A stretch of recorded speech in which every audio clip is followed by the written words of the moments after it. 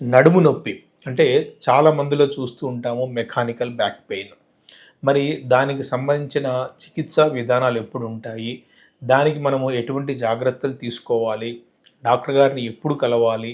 Operation ఎంతవరకు అవసరం పడుతుంది అనే పాయింట్‌ని మనము ఈ వీడియోలో చూద్దాం. నా పేరు doctor K. Satish Kumar, speciality orthopaedic surgeon, Medicover hospital, Secunderabad. 100కి 99% బ్యాక్ పెయిన్స్ యువకుల్లో వచ్చేవి పోస్చర్ రిలేటెడే ఉంటాయి. కంటిన్యూయస్గా ఒకే పొజిషన్లో కూర్చొని పని చేయడం కానీ, మైమర్చిపోయి ఫోన్ చూడడం కానీ, టీవీ చూడడం కానీ, ఏదైనా పని చేసేటప్పుడు కానీ నడుముని ఒకే పొజిషన్లో మెయింటైన్ చేయడం వల్ల ఆ కండరాలు స్ట్రెయిన్ అయ్యి నొప్పి అనేది వస్తూ ఉంటుంది అన్నమాట. సో ఇక్కడ మనకి ట్రీట్మెంట్ మీకే అర్థమైపోయి ఉంటుంది. ఒకే పొజిషన్లో నడుమును పెట్టడం ఎప్పటికీ మంచిది కాదు. స్ట్రెచ్ బ్రేక్స్ తీసుకోవాలి, వర్క్ స్టేషన్ మెయింటైన్ చేసుకోవాలి. మనము పని చేసే వాళ్ళం, కంటిన్యూస్గా పని చేసే వాళ్ళమైతే మన ఐ లెవెల్లో మన స్క్రీన్ ఉంటే ఇబ్బంది లేకుండా ఉంటుంది.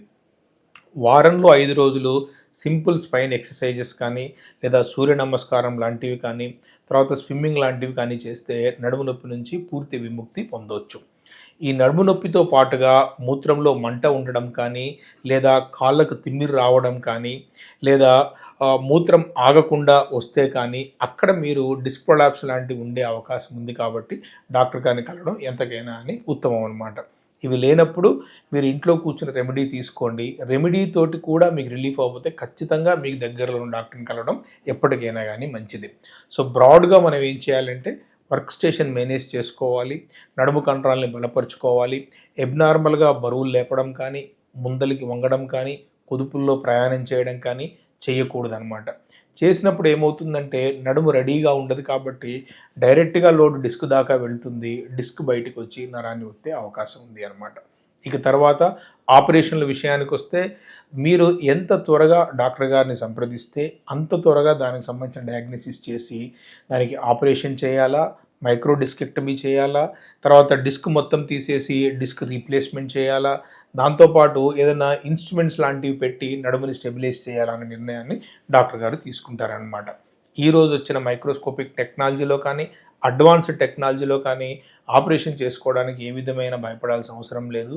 మంచి రిజల్ట్స్, హయ్యెస్ట్ సక్సెస్ రేట్స్ ఉన్నాయి స్పైన్కి సంబంధించిన ఆపరేషన్లు. కానీ మీరు తోమించుకోవడం కానీ, కైరోప్రాక్టిక్ వెళ్ళడం కానీ, అబ్నార్మల్ పొజిషన్లో పడుకోవడం కానీ, లేదా ట్రాక్షన్ లాంటివి పెట్టుకోవడం కానీ ఈరోజు ఈ సమాజంలో మనం ఇంత అభివృద్ధి చెందిన సమాజంలో అవి చాలా పాతకాలపు ట్రీట్మెంటు, అందరికీ సత్ఫలితాలు ఇస్తామని చెప్పలేము. కాబట్టి అడ్వాన్స్డ్ ట్రీట్మెంట్ ఆప్షన్స్కి మీరు ఎంచుకోవడం అనేది ఎప్పటికైనా అని ఉత్తమం. మంచి డాక్టర్లను కలవండి, మంచి ట్రీట్మెంట్ తీసుకోండి.